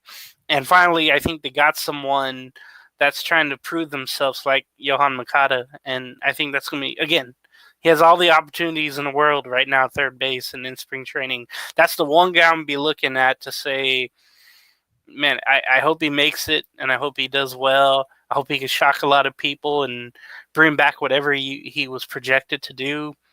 So I would love that for Makata, and I think it would help all the other players on the team, fight for what they want too. So I think that'd be great motivation. You have all these young kids that Washington is trying to, take under his wing and just show them the ropes and all that. But you just have that one black cloud around, and it's just, yeah, I'm ready to move on. Saying hello real quick to our good man, Gabe Jackson, who's joining us here as we come down the pipeline of our program. James, we'll move quickly here for some other footnotes real quick, of course, in other markets. Again, the Red Sox inking Alex Bregman to that lengthy 3-year, $120 million contract with a lot of deferred money, and also the Padres, again, getting Nick Pivetta officially announced him today on Monday. 4 years, $55 million, though. But again, it's $1 million base salary for the upcoming season before it's a backloaded contract with opt-outs as well. So some small footnotes here for you for spring training here today. James, what do you got? Yeah, so not only those two things, but, okay, I wanted to hit Marcus Stroman, right? Like, everybody wants to hit him right now. But with Alex Bregman, okay, he signs that deal with Boston. The owner is smoking a cigar about it because they think they have their missing link. But he could end up being like Trevor Story. The cigar, yeah. Dude, I forgot his name. But Craig Boswell? No, the owner of the I thought it was the owner, John Henry. John Henry. Yeah. That's crazy how Craig Breslow. I remember him as pitching for the Red Sox and A's, but he has a role there with Boston. But yeah, Bregman is signed there. He wants to play third, and then Devers is pissed off because he's there long term, and he wants to be known as a third baseman. But guess what? He's one of the worst third basemen in the league. I was watching, I forget what YouTube channel, and they were talking about Devers and how he in spring training so far is really pouting about it. And he's going through a translator about it as well, saying like, "Oh, Yikes. I was here first. You can't move me from third base, even though I throw the ball wide on a routine throw all the damn time." I read a stat, James, that Devers has double the amount of errors that Bregman has in his whole career. That's all you need to know. Like, Devers needs to go to DH. Case closed. Yeah. So when I was reading or listening to the stats about all these lame ass numbers, whatever. Yeah, Devers just needs to swallow his pride, enjoy the money, and do what's right for the team. I know you took it a hometown discount contract, but you literally have a world champion on your team now and in the lineup. Welcome him and realize he's better defensively than you. Oh, but he cheated. What are you talking about? What was the second person you mentioned, or the second story? Nick Pivetta to the Padres. 4 years, years, so $25 million. It's $1 million this year to help the Padres out, and then was it $19 million next year, and then it goes up. I believe it like fluctuates between 14 and 19 over the next 3 years, but I know that he has opt-out clauses too. That's a big thing with Bregman too. He has that Carlos Correa contract where he can opt out after 1 year and 2 year. And then also, the Stroman situation where he's in Tampa Bay, but everybody reported except him. He was mad, I think, because he wasn't on the postseason roster or the World Series roster last year. And then they want him to come out of the bullpen. And right away when he showed up to... Oh, I'm a starter. What are you talking about? I'm a starter. Give me a break. I'm a starter. No. I'm not coming out of the bullpen. So he's alienated so many people on X, Twitter. And he just sounds like a complete idiot. I used to like the guy. I know he's like New Yorker, so he's going to have some, brash about him, and he's showing that on the field. Baby. Yeah. Off of the mound, he'll yell at people, or he's yelling at himself and piss off everyone. But it's like everywhere he's gone, everywhere he's pitched, he's had a bad time with someone there. Like Toronto, the Cubs, the Mets, and now with the Yankees, it just feels like he's kind of controlling things, but that wouldn't have happened with, George Steinbrenner. He would get him in line and get him into camp right away with everybody else. But instead, I think Yankee fans are pissed because it feels like Aaron Boone is just like consoling what's going on, but not taking charge of what's going on. So that's what I was reading about or listening to earlier today and watching a YouTube video yesterday about Stroman, just the history of his stupidity. It's just something where you can't trade him either too, because his contract isn't what he's worth. I mean, nobody is, but for him though, to not even make the postseason roster, and to realize you're playing for the Yankees, like, you have to fall in line with the pinstripes. You can't be like this with the Yankees. They'll get rid of you. They don't need you. They have a great rotation already, it feels like. They only added to that with Max Fried. And they have Garrett Cole and Rodon and a couple of young guys as well. Nestor already Cortez. In the... Well, they should get rid of him just based off throwing that fastball to Freddie Freeman that went over the wall. Oh, that was a horrible pitch. Like, everybody knew that was going to happen. Oh, yeah. But, yeah, Marcus, that's a story to really look at. I know he showed up to camp, but he is not having fun so far. We'll move on, James, to wrap up here before we get to the off-the-board topic and close out for the night. James, the top 25 in men's and women's college basketball. Yes. Was put out earlier on Monday. Starting off with the men, James, Auburn remains at number 1, followed up by Florida, Duke, Alabama, and Houston at 1 through 5. Tennessee, Texas A&M, Iowa State, Texas Tech, and St. John's 6 through 10, with Wisconsin, Michigan, Purdue, Michigan State, and Missouri coming in 11 through 15. Marquette, Kentucky, Clemson, Arizona, and Maryland 16 through 20, with Mississippi State, Memphis, Kansas, Ole Miss, and Louisville rounding out the top 25, James.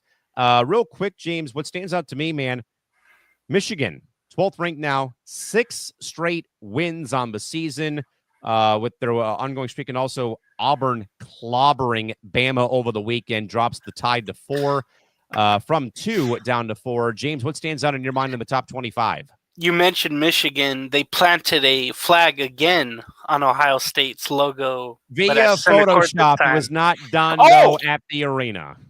I got duped, I guess. But I believe it was photoshopped. Good an AI though. But to beat them again, that must feel good if you're fans or whatever. Taxes, the Wolverines beating Ohio State. Maybe not next year, but in football, we'll see. But it's funny too, because Auburn played Alabama, I think, on Saturday, and plastered them. It was 1 versus 2. I haven't seen the highlights yet, but when you say 1 versus 2, I'm thinking it's the Iron Bowl, but it's the college basketball. And Auburn winning, it Everyone's just like, shows you what Bruce Pearl's doing, what Florida's doing at number 2 is awesome. You know, I know they got that 7-foot whatever guy. I don't know how much he's playing though, but it's pretty easy for him. Cooper Flag there with Duke, he's awesome. Alabama drops a little bit. Houston is staying put there in Tennessee. Iowa State, it's a shock. I guess not a shock, but that they're still in the top 10. They're still 20-5. I'm just happy for St. John's because they had a comeback win, and they had Pertino having a good speech at halftime that really rallied the troops. And so St. John's is just having a great year, and it's awesome to see. Purdue, that's someone that I was looking at this year. They wouldn't be as good as the previous years, with Edie, and it's showing where they're only 13th. And you know who's missing out of the top 25 that was there the last 2 or 3 years? Creighton. UConn. I don't see UConn anywhere. They've had 5 or 6, 7 losses this year, or 6, I want to say. But you could just tell that they weren't going to be as good the last 2 years. They lost a lot of players to the NBA draft. Exactly. Yeah, Clemson being 18 is pretty fun. Maryland being back in the top 25, I think that's pretty cool. There was there was a stat, and I thought Jack had it where, Cortez is now with the Milwaukee Brewers. They traded him in the Devin Williams deal, and that was a good deal because they got better in the bullpen, and they got rid of Rendon.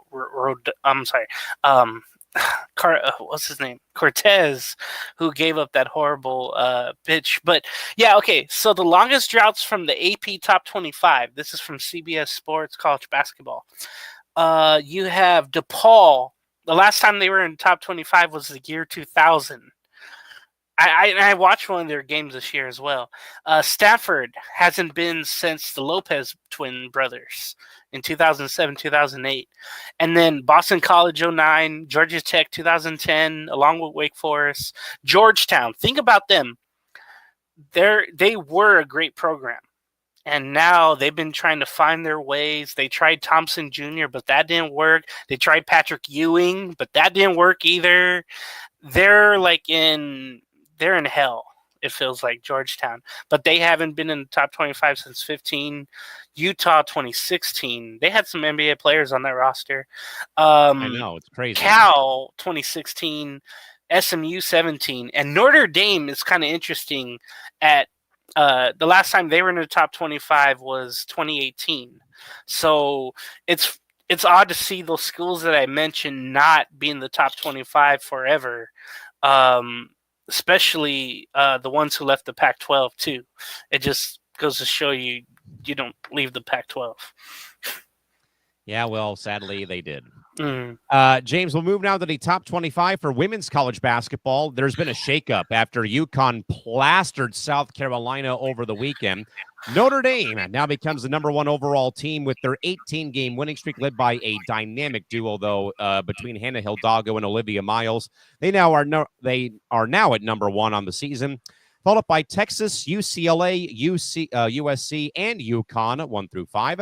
South Carolina, LSU, Ohio State, UNC, TCU 6 through 10, with Duke, Kansas State, North Carolina State, and Kentucky and Tennessee coming in 11 through 15, with Oklahoma, West Virginia, Alabama, Baylor, and Georgia Tech 16 through 20, Maryland, Michigan State, Creighton, Oklahoma State, and Illinois round out the top 25 in women's college hoops. So, James, we have USC knock off UCLA recently. And then UConn goes into Colonial Life Arena and snaps a 71-game home court winning streak for South Carolina.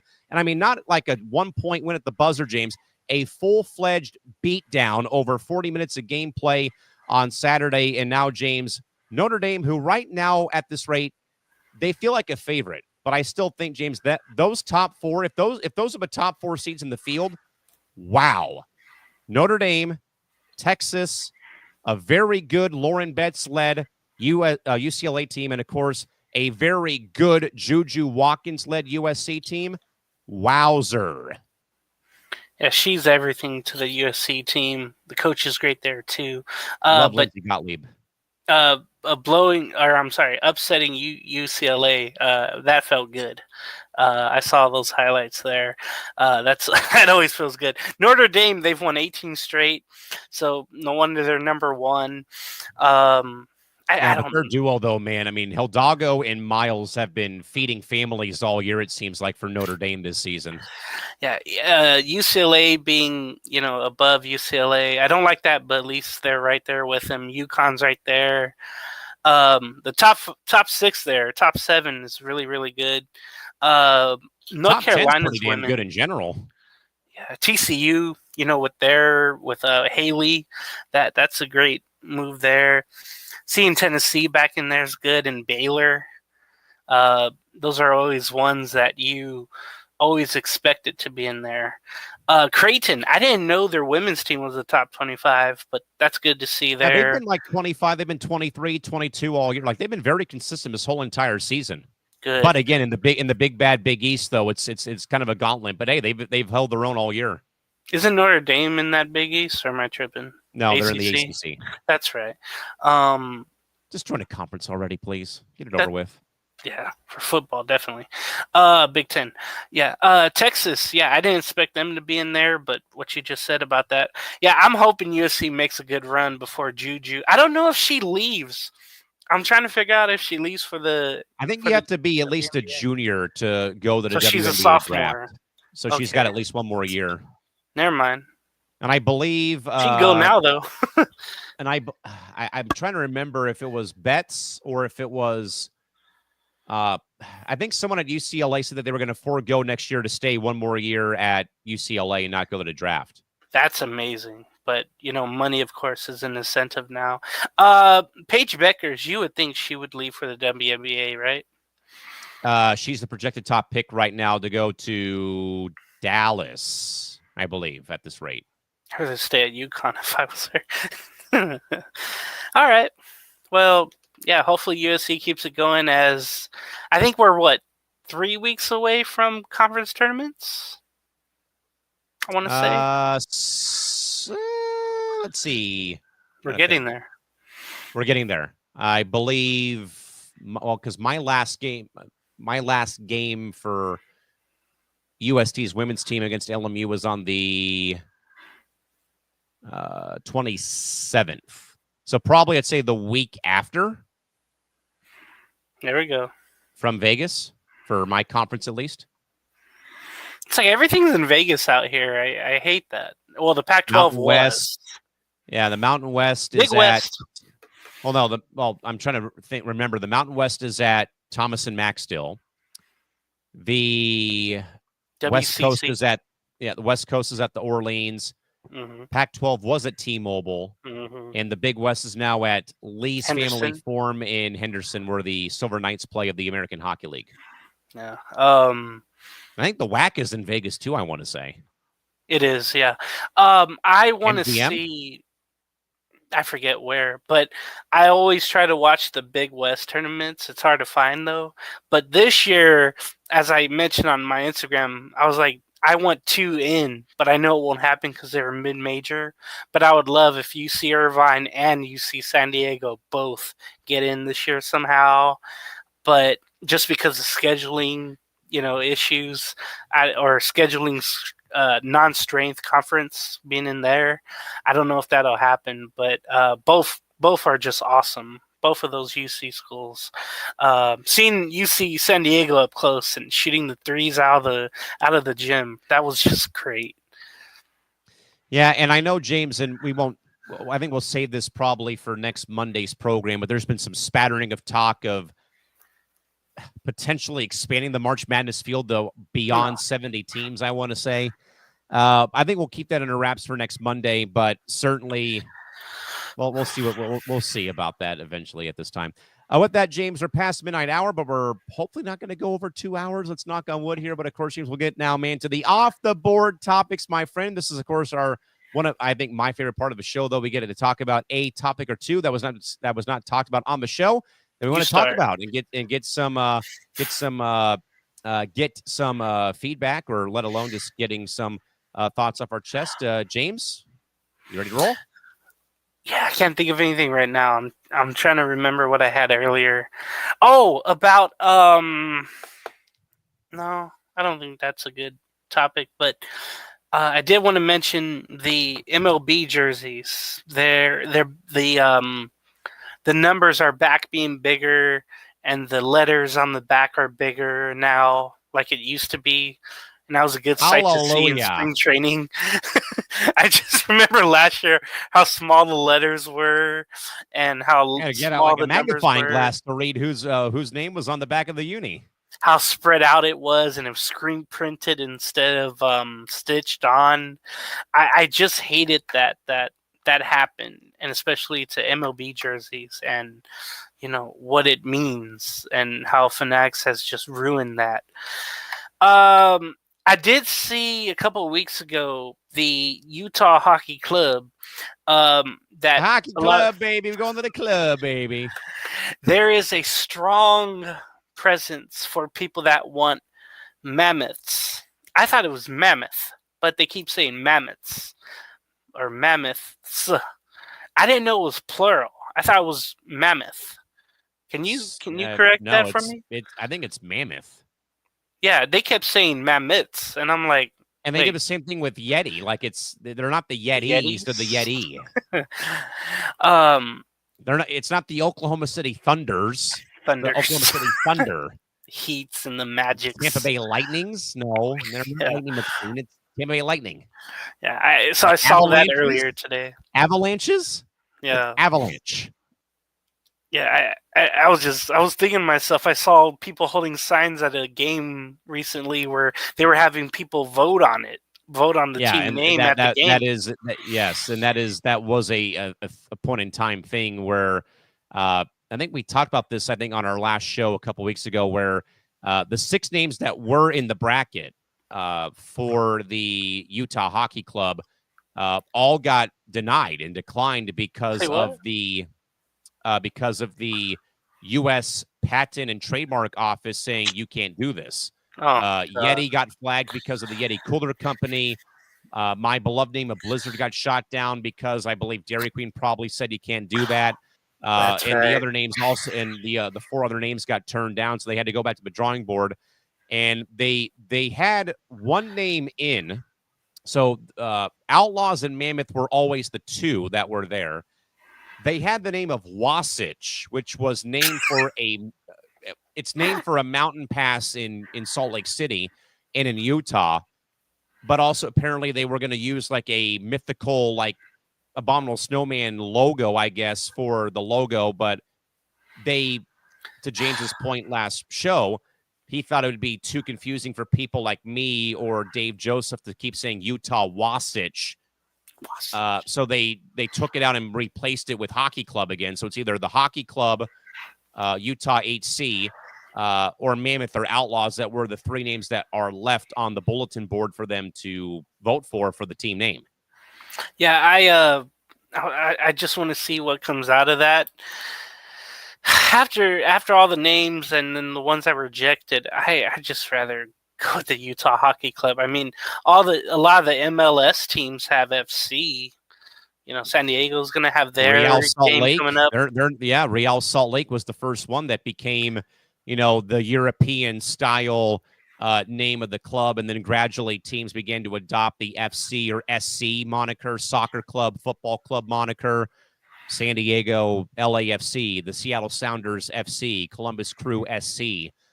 Houston Dynamo FC, Real Salt Lake, New York City, that's become a new thing.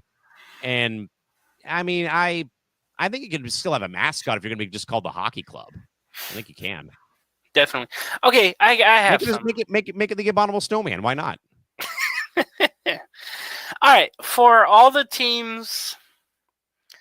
Okay, let me get the MLB standings from last year. I guess we could do a little bit of we looked at spring training earlier, right? And carp launch, I like it. Yeah. So out of all the teams who finished last year, And I guess I'll run through them now. The Blue Jays, the White Sox, the Angels for the American League. National League is Miami, Pittsburgh, and the Rockies. None of them will make the playoffs, but which of those will be more improved out of the ones that I mentioned? The Blue Jays, White Sox, Angels, Marlins, Pirates, Rockies. These are all teams and their fans looking for some type of hope. And do you see any of them having any type of hope? Like for me, I'm thinking the Pirates because the Marlins aren't anything. The Rockies aren't anything. The Angels might, but maybe not. The Blue Jays, they're trying to figure out if they're going to pay Guerrero or just let him go. The White Sox are just trying to not do what they did last year, basically. 122 losses, baby. 41 and 121. I still can't believe that. 40 and 123. God, that's just awful. But yeah, I'm trying to figure out like which one's going to be better than last year out of the last place teams. And for me, all I could think of is Pittsburgh, but they didn't really acquire much. But Paul Skeens can't pitch every game. Yeah, and then Blue Jays, they're just going through a lot of transition right now. Still think Toronto. Yeah. And they're the only team who makes any sort of logical sense, sadly, I think, James. Okay, and then first place teams that won't make the playoffs. You have Yankees, Cleveland, Houston, and then, of course, the Dodgers, Philadelphia, and Milwaukee. Which, if you had to pick one, for me, I'm thinking I'm going the Astros. They lost so much in the offseason. It feels like that I trust the Guardians more than I do the Astros, and that's weird to say.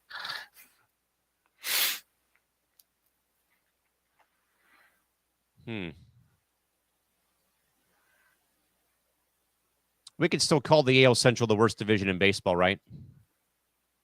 Well, no, because they had 4 great teams. I think the NL Central is the worst because, I remember last year, AL Central, other from the White Sox, everybody was above 500.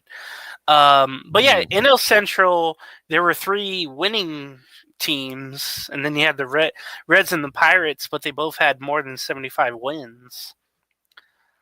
So it's weird. It was like both Centrals were good, other from the White Sox.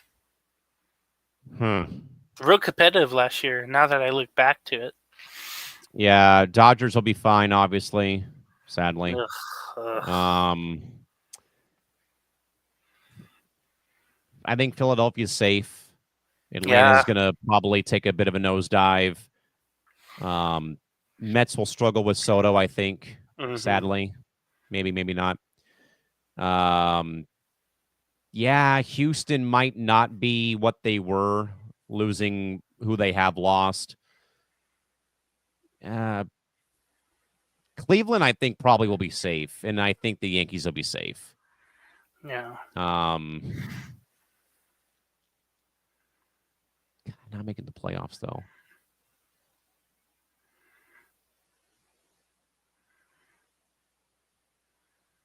Casey King mentions the NL Central is definitely better. Huh? Okay.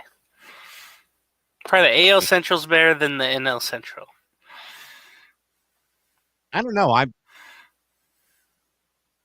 I think so. Yeah, I'll just go with that. Same. Yeah, I mean, I think every division is going to be fine, maybe minus the NL Central. I think that one is up for grabs. Like, who wants it more? Does the NL West get 3 playoff teams this year? Yes. Okay. Dodgers, Snakes. Arizona, San Diego, I think. Yeah. And I know a lot of people are hyping up the Giants, but I just don't see it. Adames can't carry a whole team. Give him one more year. You know, like I said, let Posey build his foundation and then go from there in 2026. But I think it'll be LA, Arizona, San Diego. I love that Posey's in that position. Again, like I always mention with catchers, they see the whole field. They see the whole game. Right. But you said like, oh, what would James would say all the time, and I was like, oh yeah, I did say that a while back. But we haven't talked baseball in so long. I'm just happy it's back, kind of. Isn't it weird? We don't talk about like NBA training camp like we do MLB training camp or MLB spring training. We don't talk about it like the NFL training camp. Probably because spring training is so long. You know, you got 6 weeks of games before you even start the regular season, or 4 weeks of games because pitchers have to ramp up their workloads. You know what's funny? It feels like it's shorter than it used to be. I don't know why. Probably, and that's probably aided by the fact that they've begun to do like the 2-game Korea series or the 2-game Japan but before series. that, though, even before that, you know, we had games in China in 2008 between LA and San Diego. Which one? We had Oakland and Seattle one year in Japan, I think.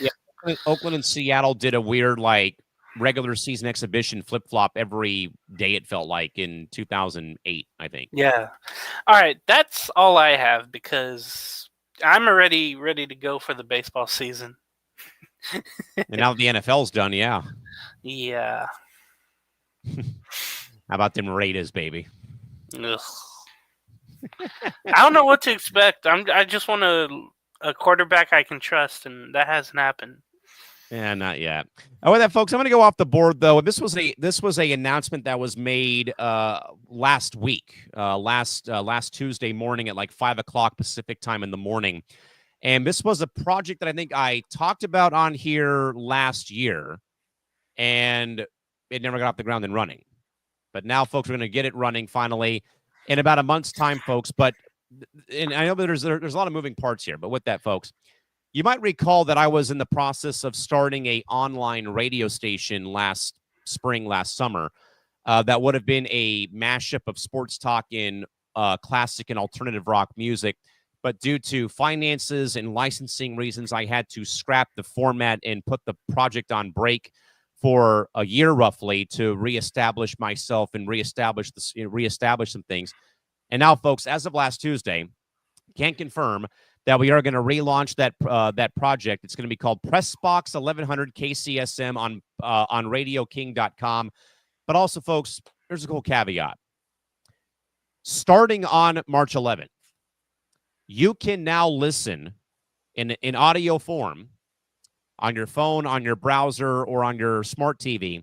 You can listen to on-demand episodes of both James and myself in Press Row from 6 a.m. till 8 p.m. on the station beginning March 11th. I've saved some old audio from our shows that James and I have done over the course of the last few weeks, and that's going to be on a rotating podcast cycle from 6 a.m. or all day until we have live programming in the evening. Now, what's going to happen here, folks? You'll see James and I still live here on our Monday time slot. There will be some weeks that we will do our programs live only on the station on RadioKing.com. So we're going to be kind of like alternating with that. Same with Press Row. I'll be live on here and also live on the station. We're also going to be adding in a program called Crowd Control, where we're going to do a 2-hour long talk show and only have viewer interaction. So comments that come in on Facebook or on YouTube, on Twitter, on Twitch, whatever, we're going to have fans kind of drive the program. That's why it's called crowd control, because you get to control the direction of where our conversation goes. We're also going to be adding in a weekend roundtable to kind of recap the whole week of sports over the course of Saturdays and Sundays, again, when I have ample time. And then also the San Diego Elite Draft League will be coming back with our Puck and Roll podcast. That's coming back too via Coast to Coast and also via Pressbox 1100. So, James, this is going to be awesome. I know that we were very hyped about the first project, but again, though, licensing with music became a factor, as was service charges. But now, though, James, all sports, brand new way. Our content will be on there on a consistent loop, along with Press Row from morning time till the evening, and then of course, James, some great ideas. By the way, small tidbit. I'm also going to be doing a regular ordinary sports talk show called Sticks and Scores. Sticks is my nickname from my days playing baseball. That will also be live on a kind of alternating weekday basis too on PressBox 1100. But regardless, though, James, you're going to be. I'm just going to say, folks, James will be a part of this project, though, too, in some fashion when we do, in fact, get this ball really rolling down the cliff here in about a month or so. But James, I know that you were hyped about the first project that we were trying to do, though, with the music format in the sports talk. But now, though, James, all sports just seems to be a lot better than anything else. Yeah, I'm looking forward to the interaction with people because I want to answer questions from people. So I would hope that people tune in and they have questions for us. If they want to do like predictions or so, see what we predict on stuff. I want to be able to fire back at people. I think that's something that I would truly, truly love to. Even though I don't like debate and all that, but I actually would be interested in doing that just to have a little fun with it. I used to do that with people, and now I don't. But to bring that back in my life, I think that would be something very cool. So I'm looking forward to the interaction with people. I just want that to happen, however it goes down. So yeah, I can't wait for the endeavors we're gonna have. So again, folks, once more, this project is coming back. Again, I know that I had said that it was a thing last summer, but again, it just could not come to fruition with the finances not being in place. But again, folks, what again is happening here? James and I aren't leaving coast to coast. We are launching a sidebar project, kind of in line with Coast to Coast. I think Chris wanted to. He asked me if he could mention the project. I'm like, absolutely, please do, because all of our programs are the audio from our shows of this one, C2C at 9, and also Press Row will be on a loop. It's a on-demand sort of format that we're going to be doing on top of live programming, though, come March 11th. So we got the site up and running right now. We are working on kind of getting, commercial spots, but, all that, minutia that I'm working on this whole week, basically. But again, folks, that will be starting March 11th. PressBox 1100 KCSM, RadioKing.com. We'll have more information about that. And also, if you can follow the station too at PressBox1100 on Instagram, which we're going to be having a lot of our information, and also on our Facebook page too, which will be PressBox 1100 as well. But again, that is our new project launching in just over 2 weeks, 3 weeks roughly, coming up here very soon. All right, James, I think we're going to do it. We're going to be under a 2-hour show. James, your final thoughts for the night's program are what?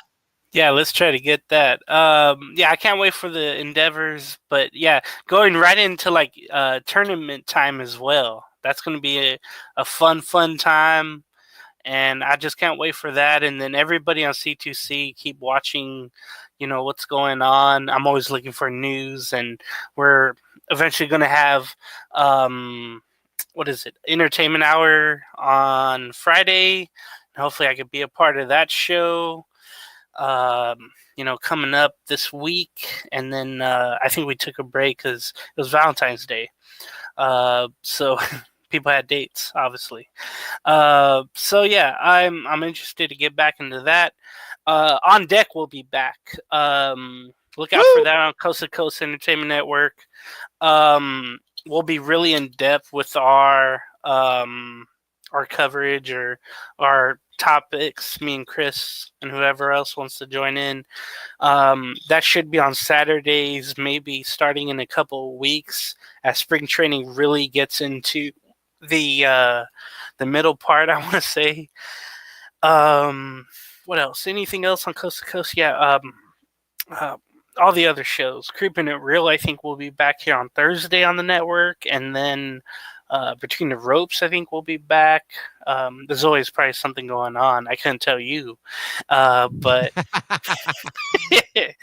yeah, just keep watching Coast to Coast Entertainment for everything. You also find me on Halos in the Infield. I'm going to be doing a Around the League show for MLB on that network as well. Anything else? I can't remember. No, that's it. And we're all over the place at this time. I mean, I feel that way whenever we come down the pipeline to spring. But of course, folks, yes, go ahead, James. Casey King mentions college baseball. I'm wanting to go to a lot of UC San Diego games that I've seen, and I have the schedule right here. And then USC is playing some games at the Great Park. Great Park in Irvine. Yeah, they're playing some home games there because their new field isn't ready yet. So I'm going to get up there and watch some afternoon weekend games, hopefully, or some rivalry games. And hopefully Cal State Fullerton, Long Beach State, SDSU, USD, UC San Diego. So I'm going to be really all over that Casey King when it comes to college baseball, hopefully this year. Yeah, I did my first college baseball game in a couple of years on Saturday against TCU at USD, which was a very tough game for seeing USD lose, but still great to be back in the fold though with college baseball. Spring sports now being here finally. College baseball and college softball now in the limelight here as we get down the pipeline into March Madness. With that, folks, in mind, you can catch me back on Press Row late on Thursday evening, 10 o'clock Pacific time, back here on C2C, on top of the fact that James and I will be back with you next Monday, back here at 10 o'clock p.m. to recap all the big news from the weekend that was, and, of course, the day that was in sports. With that in mind, folks, for James Gonzales, yours truly, Cal McClurg, saying good night or good day from wherever you might be joining us from. You can, folks, catch Brandon and Tim on Rankum coming up at about 7 a.m. Pacific time, 9 a.m. Central coming up here later on this Tuesday, folks. With that in mind, though, have a great night and a great day. We'll see you next time. Till then, have a good one. Bye-bye.